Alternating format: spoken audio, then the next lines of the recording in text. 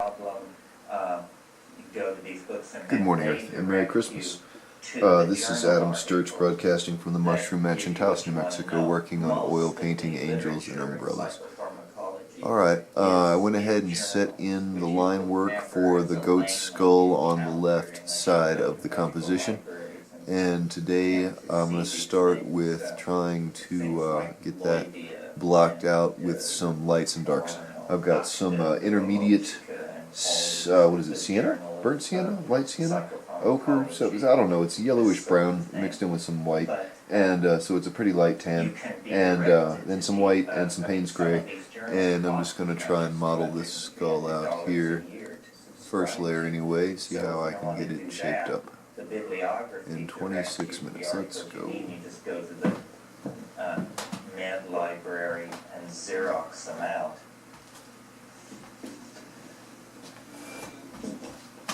It's edited by Barry Jacobs. I'm trying to do this in some kind of reasonable order. Let's see. Well, then this sort of bridges the gap between pharmacology, sociology, and anthropology. This is Brian Dutoit, I guess, D-U space T-O-I-T. Drugs, Dutoit, Brian Dutoit. Drugs, rituals, and altered states of consciousness. And some of the altered states of consciousness.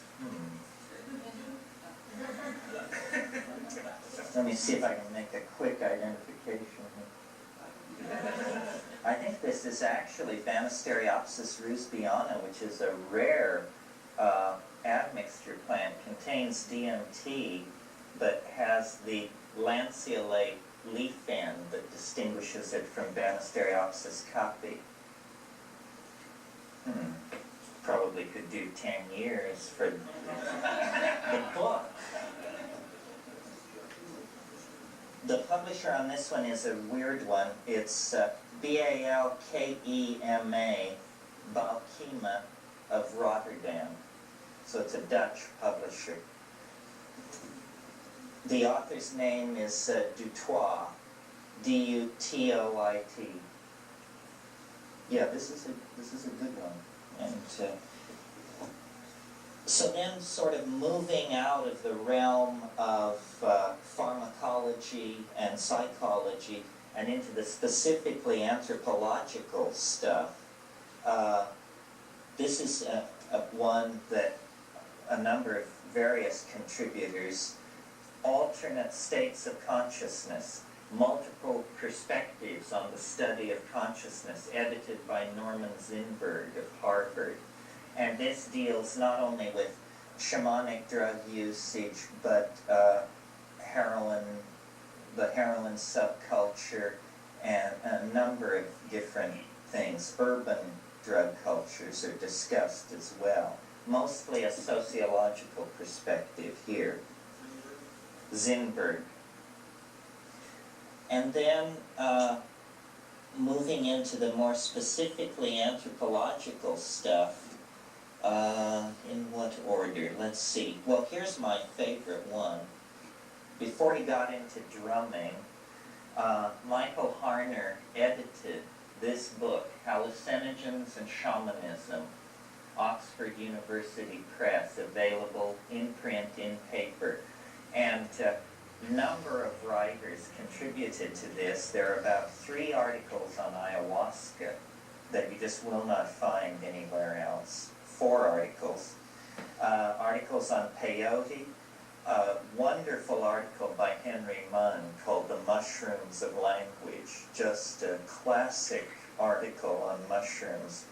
So this I highly recommend. No, hallucinogens and shamanism.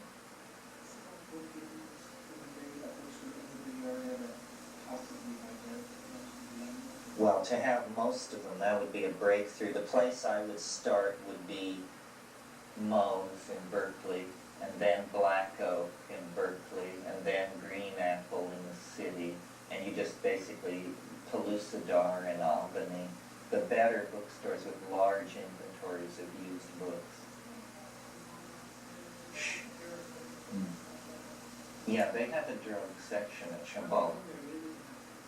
Well, it's because they only have, or mostly have in-print books. Most of these books are not in print and have to be searched for. This may be, I don't know, I haven't kept up. A sort of similar book, but by a different author, is Flesh of the Gods, The Ritual Use of Hallucinogens by Peter Furst. He's an anthropologist who made his reputation among the Huichol in Mexico. And this is, again, articles by Wasson, Furst, Doug Sharon, William M. Bowden, Fernandez, Rifle Dolmatov, the usual names in this ethnobotanical field. One of the things that's so striking about shamanism in the native context is the absence of mental illness, the absence of serious neurotic patterns of behavior. This is because this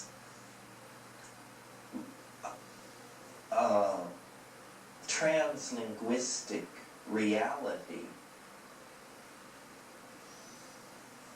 is allowed to work its will through shamanism, is allowed to regulate the society.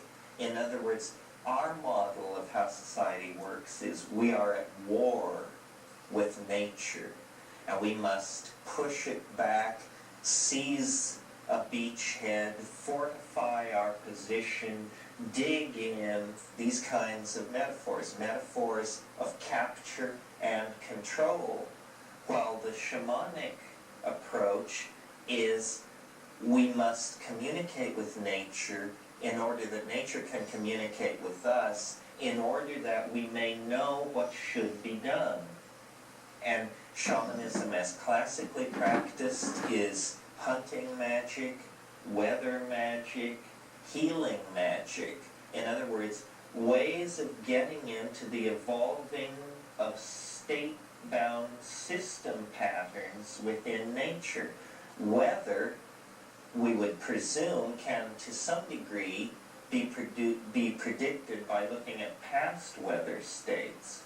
Hunting can to some degree be predicted by looking at the migration and movement of game in past situations. So shamanism then becomes a kind of mnemonic exercise where by keeping track of what has happened, you can build up a model of what will happen.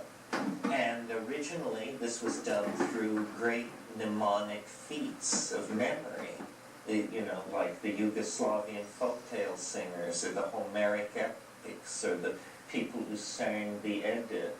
These were, works of hundreds of thousands of lines that were passed down virtually without change over millennia. But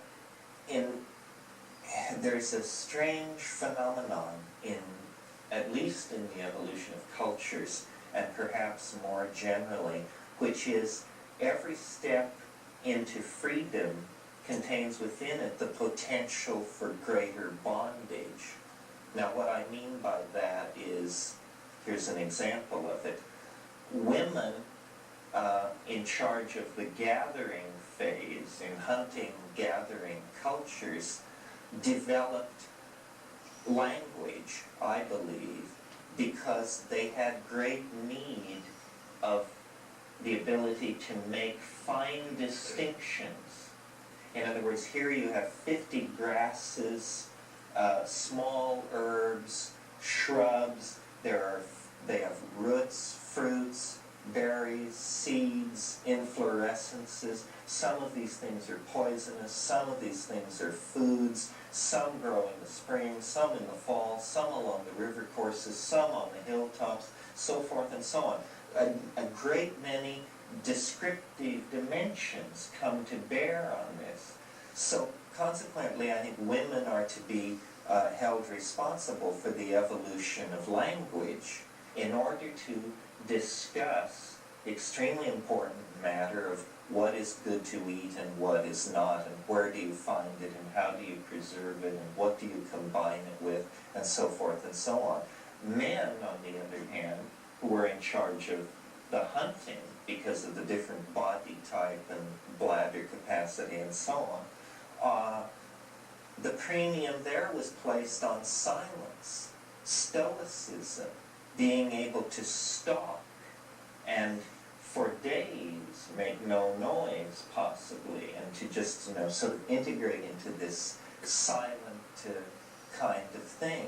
Well, this same kind of freedom which binds occurred in the shamanic effort to steer culture by mnemonic means, because eventually even the greatest of the shamanic memory artists were overwhelmed by the amount of data, by the size of the epics, by the sheer length of these genealogies. So then symbolic notation is brought in, and shamanism turns into scribecraft, and signifying magical forces turns into writing down their names, and there's a tremendous binding, a compression, a limitation of freedom because the strategy of freedom became too successful. So this reaching beyond ourselves is a process that is continuous. We transcend a state, we then lock ourselves into the transcendent state. It becomes defined by its own set of limitations, and we move beyond it. And this kind of bootstrapping mechanism, I think, has been at work throughout the evolution of language, throughout the evolution of shamanism. Now we have come to a similar kind of bind, having to do with the bankruptcy of analytical analysis and rationalism, which has led us to a pretty complete mastery of inert matter. But when pushed into the quantum realm, suddenly contradictions begin to multiply, and impossible conclusions force themselves upon the investigator. Well, what this means is that rationalism has simply reached its limit. There is no reason to think that it doesn't have a limit. It was just the inflated fantasy of the 17th century that thought that God's mind must work like the mind of a watchmaker. But in fact, what with chaos theory and catastrophism and numerous other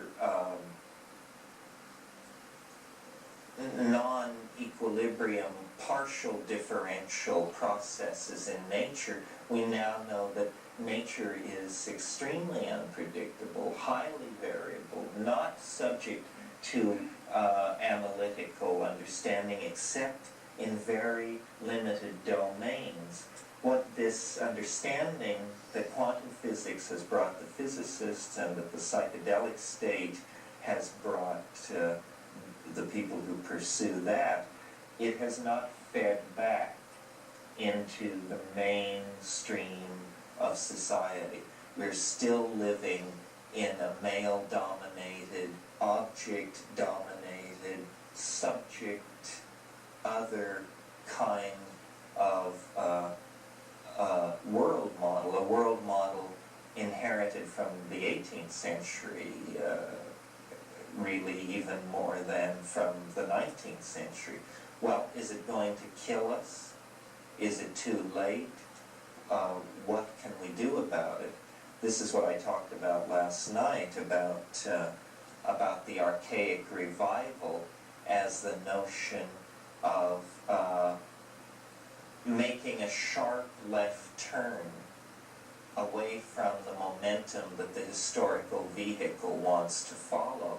which is thanatoptic. Don't kid yourself.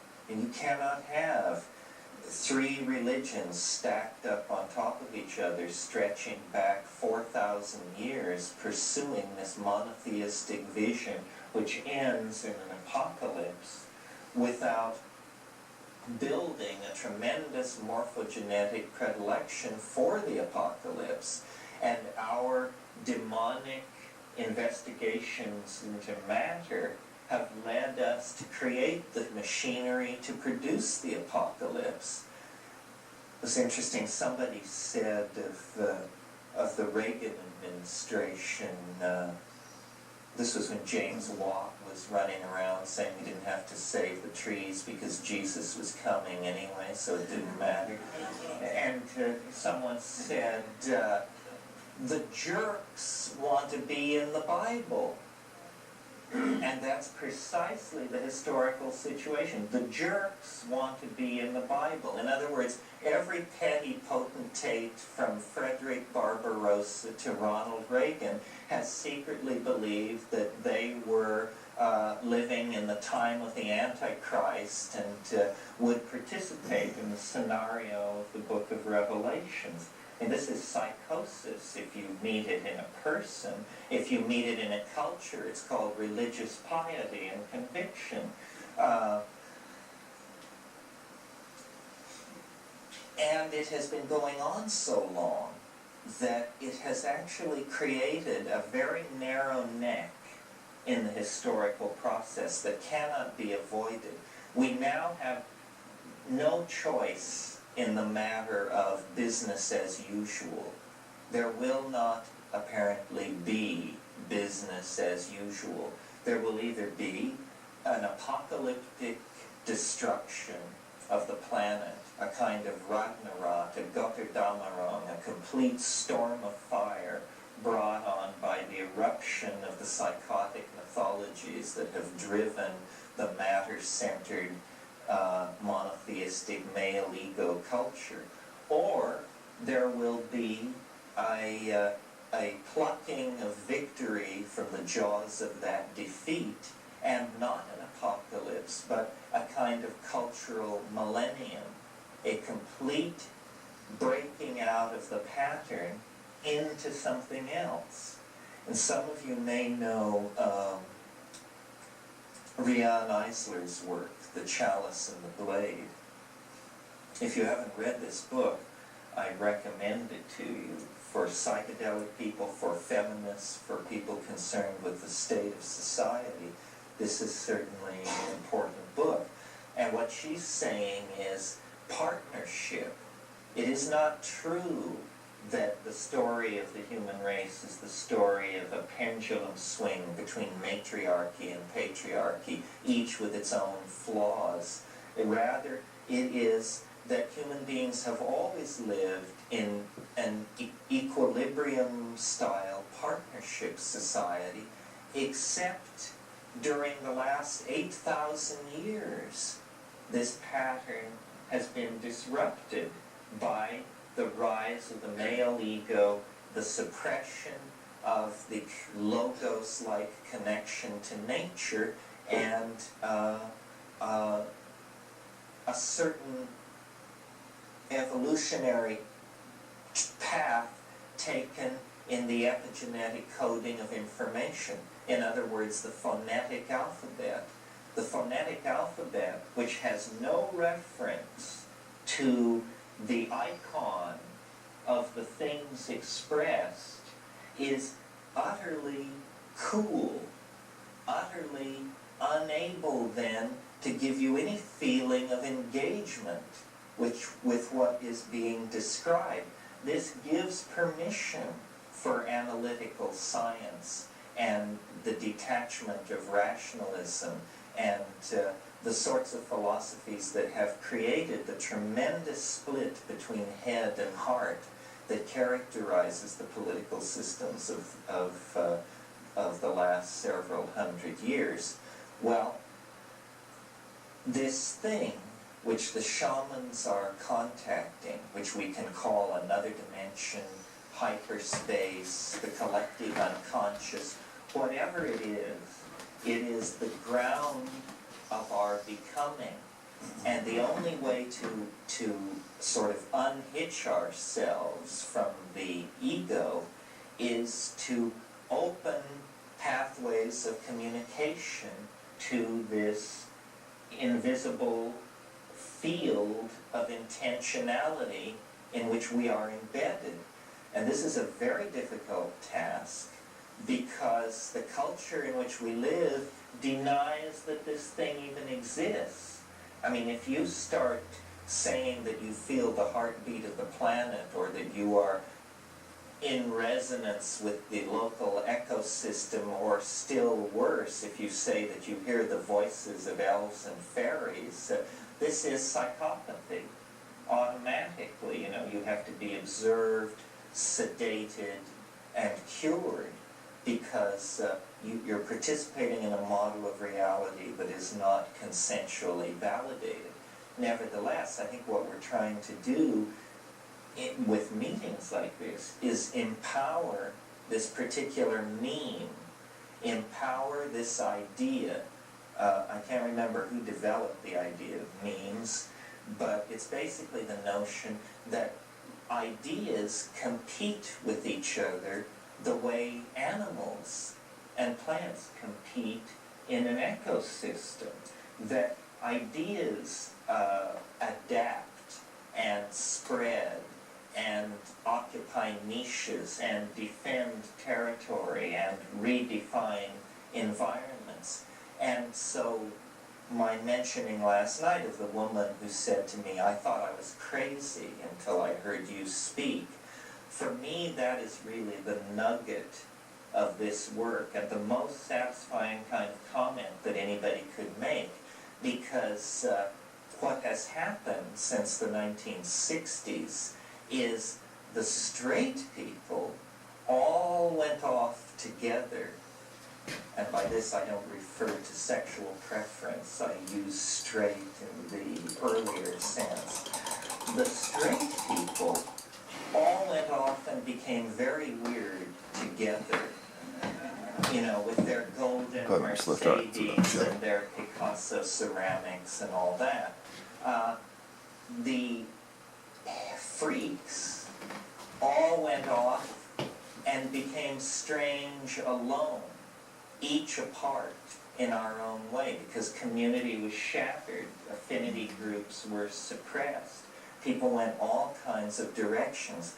Now, the people who went through the 60s, approaching or in their 40s, have had 20 years to see how they like that kind of alienated aloneness. And so this morning as we went around, I heard many people saying, that they had done these things in the 60s, but not for a long time, and now they were returning to it. I think this is because it finally dawns on you that, this may be the only shot you've got at it. I mean, reincarnation is fine, past lives are fine, but we're all getting daily older, and we don't know where we came from, what lies beyond the zygote, and we don't know where we're going, what lies beyond the pine box. Who can say? So out of the incredible mystery of whatever the universe is, a microsecond of opportunity against impossible odds has sprung into being. We are embedded in that moment of opportunity. So what are you going to do with it? You're going to sweep up around the ashram for 30 years and decide that that was a mistake? Or, are you going to just give yourself over to the arms of Holy Mother Church for a lifetime? I mean, people do this. You cannot escape making some kind of commitment to something. Nobody gets through life without being asked to sign up, either in their own club or somebody else's. The mushroom said to me once, in the way that it does when it delivers these aphorisms, it said, You must have a plan. If you have no plan, you will become part of somebody else's plan. You either have a plan or you are Alright, that's part not of somebody quite else's set, plan. but it's not And bad. so That'll I think set it people are enough waking to up detail it throughout the to rest the of the day. fact that, Maybe go ahead and set in the cubs we as well. must use But that's it for the what moment. works. Because you see, So someone on let me this side zoom of in there. us, So I've got a couple of when we minutes. went around, There's talked another tripod. about yoga and how the psychedelic Hope that gives wasn't the just my shoulder the whole experience time. on demand, But just are 3 we colors ready, and how blocked do we in gain the skills, basics. and this sort of thing. To my mind, Happy little the goat goal skull. is Merry not Christmas. the psychedelic Alright, experience. so that's Adam Sturch broadcasting from the beginning Mushroom of Mansion, the Taos, New path Mexico, working on oil is the painting angels and psychedelic umbrellas. experience. Thank you for watching, So if and yoga have a promises good that after 20 day, years, Earth. it will deliver you to the beginning